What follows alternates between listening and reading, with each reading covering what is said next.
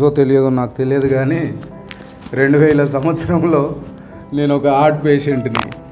హాస్పిటల్లో మరి అంత తిరుగుతున్నప్పుడు హార్ట్ పేషెంట్ అని కూడా నన్ను ఎవరు అనలేదు. దేవుని నామానికే మహిమ కలుగును గాక. సావిత్రక్క, మన స్వరూప సిస్టర్ హాస్పిటల్లో ఉన్నప్పుడు చాలా హెల్ప్ చేశారు.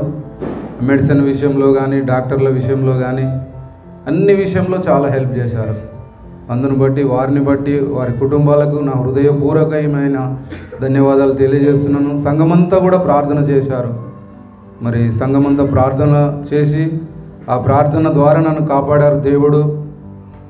మరి ముఖ్యంగా ఏంటంటే, ఈ 2024 సంవత్సరంలో జనవరి మొదలుకొని ఇప్పుడు డిసెంబర్ 31 కొద్ది క్షణాల వరకు కూడా నేను అప్పటి నుంచి ఇప్పటి వరకు ఎలాంటి పాపానికి చోటు ఇవ్వలేదు.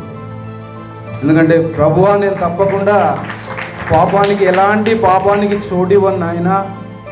ఎందుకంటే నా పిల్లలు యవనస్తులుగా వచ్చారు, యవనస్తులుగా తయారవుతూ ఉన్నారు. వాళ్ళు తప్పకుండా ఎల్లనన్నా సెట్ కావాలి.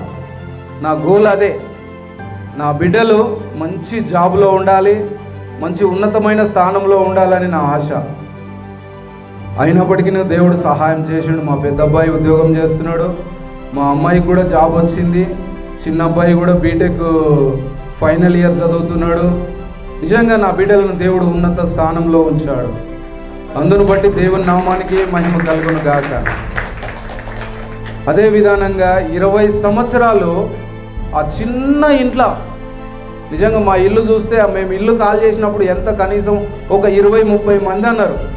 ఈ చిన్న ఇంట్లో ఎట్లా మెసినారన్నా, ఎట్లా భరించినారు, ఎట్లా ఇది ఉన్నారు మీరు అని చెప్పేసి. ఇప్పుడు నాకు డబుల్ బెడ్రూమ్ ఇచ్చిండు దేవుడు.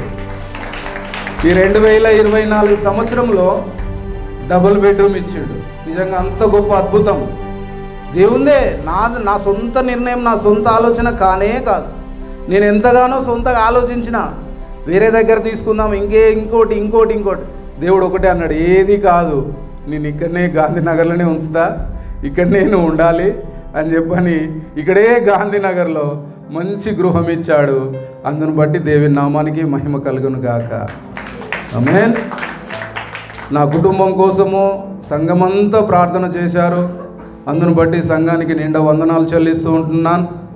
మరి ఇంకా బలంగా మీ మధ్యలో వాడబడుటకు, మరి మీ మధ్యలో నిలబడుటకు నాకు దేవుడు సహాయం చేయలాగున మరి మీరందరూ మీ వ్యక్తిగత ప్రార్థనలో కానీ, మీ కుటుంబ ప్రార్థనలో కానీ నన్ను జ్ఞాపకం చేసుకోవాలని సంఘానికి వందనాలు చెల్లిస్తూ ఈ చిన్న సాక్ష్యం దేవుడు దీవించును గాక.